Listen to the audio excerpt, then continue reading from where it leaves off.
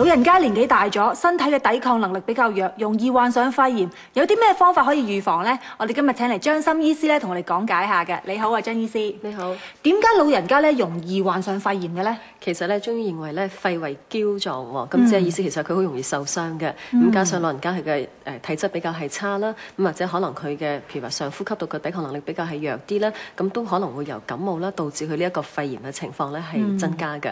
咁所以好多時候咧，我哋需要咧係強肺啦、補肺同埋咧增加我哋呢個氣啦。咁中醫認為咧，如果你肺強、氣夠強嘅話咧，咁就可以減少呢啲外感嘅疾病嘅。嬌臟第一次聽。係啊。咁中醫嘅角度點樣去醫治肺炎咧？咁好多時候咧，我哋都會睇下佢個肺炎究竟係屬於邊類型嘅。咁無論係可能寒底嘅或者熱底咧，咁中醫如果用呢一個調理咧，都係會對呢一個肺炎之後咧嘅身體嘅恢復咧係好大幫助嘅。即係因應唔同嘅體質去開藥啦。咁其實有啲咩方法可以強化肺部咧？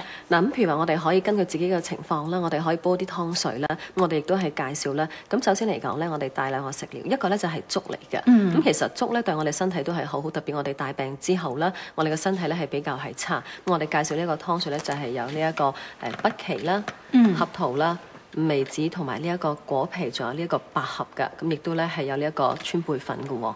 咁咧係啦，你見到佢咧就係用呢一個黃色嘅米啦。咁呢一個黃色嘅米其實就係、小米係咪？冇錯啦。其實點解用小米咧？由於好多時候我哋咧就係大病之後啦，我哋脾胃咧係恢復得比較係差嘅。咁有陣時我哋食嘢咧都唔係話太吸收到。咁中醫認為咧，黃色咧係入脾。屬於脾臟嘅，屬於呢個土啦，咁咧對脾臟咧係有幫助。咁由於脾臟好咧，就會更加令到個肺臟容易係恢復嘅。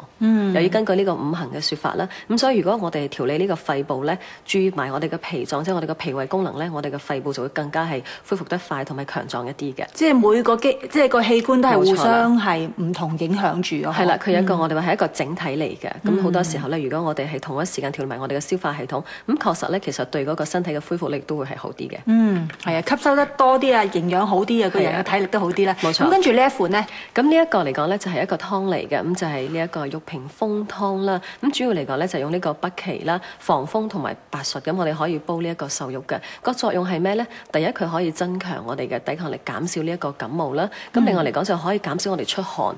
好多時候我哋會發覺咧，我哋身體比較係我哋話流淡汗啊，氣虛，經常時候咧就係話，哎呀，我一去到坐喺度啊，無啦啦都會出汗喎，特別係日頭啦。咁呢一類咧，中醫認為咧，佢都係屬於係一個氣虛嘅情況，導致咧佢呢個出汗嘅。咁呢個玉屏風湯咧，對佢都好有幫助嘅。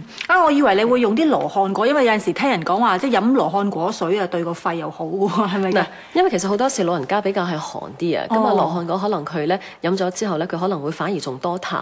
係啦，仲咳得犀利嘅。咁所以其實我哋介紹嗰個粥咧，佢入邊咧就係有補肺啦，亦都有清潤同埋咧係溫肺嘅。咁所以咧，無論佢係寒底熱底咧，都會食咗呢個粥之後咧，就會不溫不燥啦，就唔會咧係食完一個食療之後會更加多痰。如果你單飲羅漢果啊，或者可能用嗰啲龍脷葉啊嗰類型咧，其實反而仲會咳得犀利啲嘅。原來咁啊，真係咧唔可以亂咁食啊藥。冇錯啦。今日唔該晒你張醫師。係。